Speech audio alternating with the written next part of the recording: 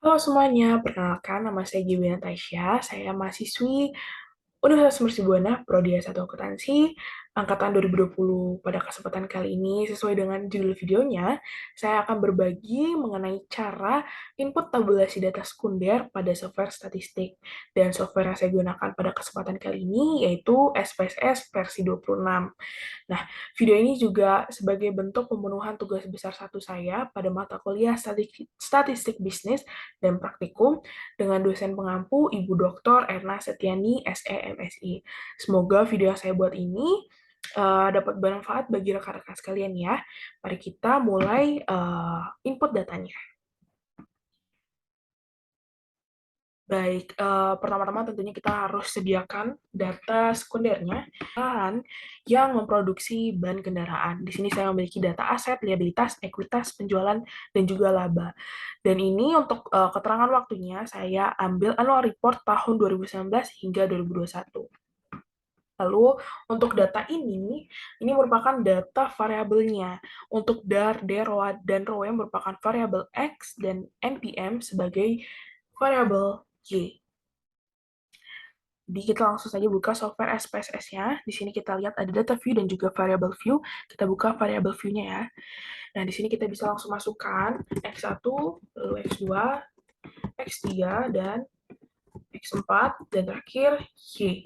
Nah, di sini yang harus kita ubah adalah di bagian measure, kita ubah seluruh variabel X-nya menjadi scale. Namun untuk variabel Y tidak usah diubah.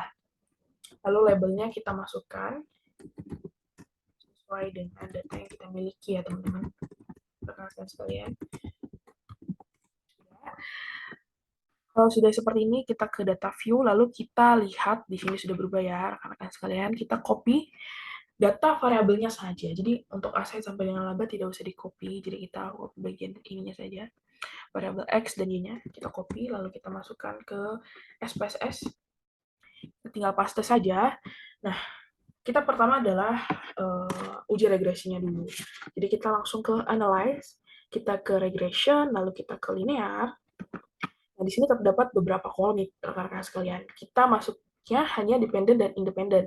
Untuk dependent hanya variabel Y, dan untuk seluruh variabel X kita masukkan ke independent. Nah, sebelum kita kita perhatikan di bagian statistik. Jadi kita pastikan estimates, model fit, dan collinearity diagnostisnya harus tercentang. Lalu untuk di bagian plot, untuk di sini ada kolom Y dan X kita isi, untuk Y-nya kita stress-it, dan untuk X-nya spread. Lalu histogram dan normal probability plotnya kita aktifkan, kita continue. Lalu untuk save, kita fokus di residuals, kita checklist unstandardized-nya. Lalu continue dan OK.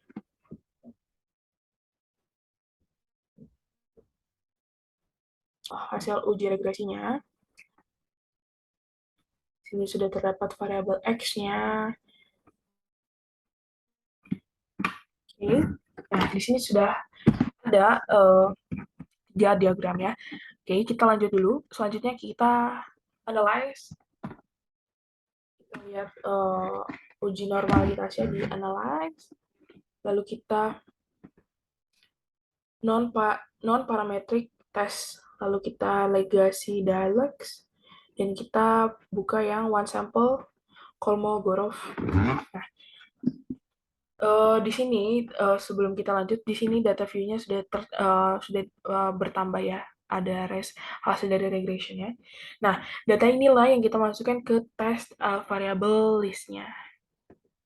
Kita masukkan, lalu kita pencet OK.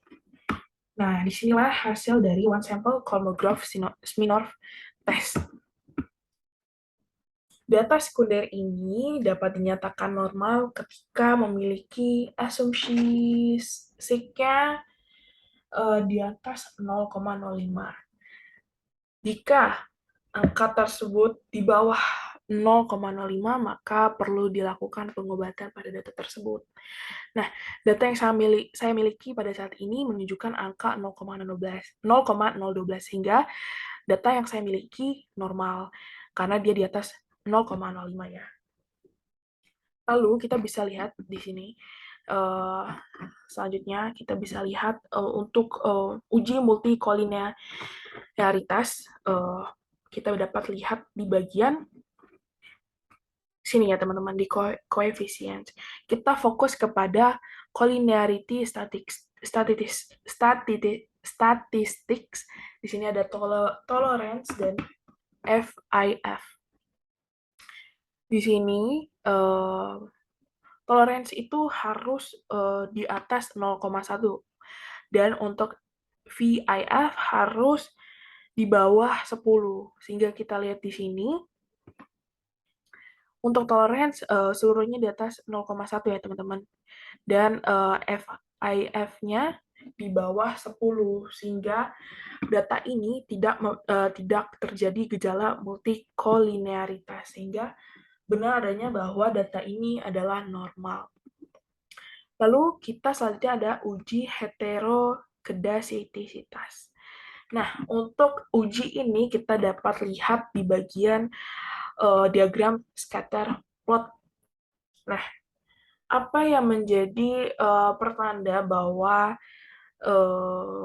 data ini normal? Di sini semua titik ini harus menyebar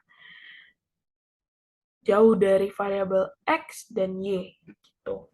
Jadi kita bisa lihat ya titik-titik ini menyebar, jadi benar adanya bahwa data ini normal. Saya juga akan menjelaskan sedikit mengenai data histogram jika data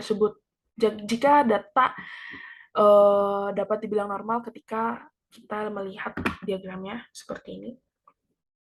Ini datanya dapat dinyatakan normal. Lalu kita lihat di normal p-plotnya, titik-titiknya ikut naik sesuai dengan garis hitam ini. Maka data ini normal.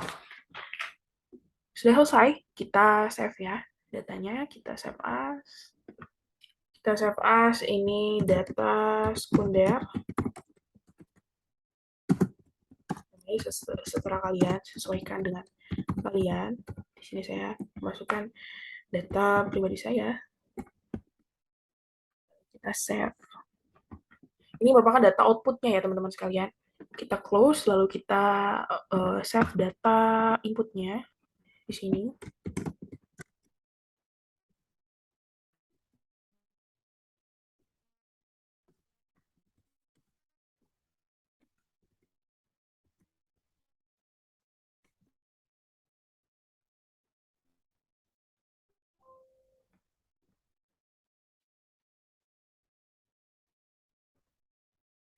Baik, itu tadi rekan-rekan sekalian cara menginput tabulasi data sekunder pada software SPSS 26.